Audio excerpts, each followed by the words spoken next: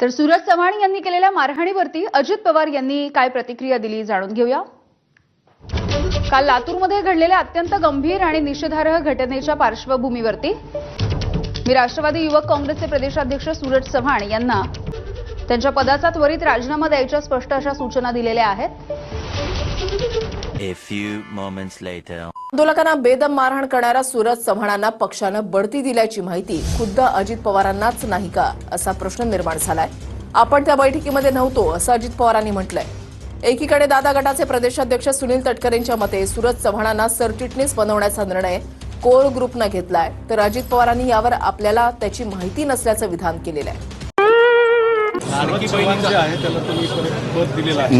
मला ती गोष्ट माहिती नाही, मी त्या मीटिंगला नव्हतो, मी त्याच्याबद्दलची माहिती घेतो।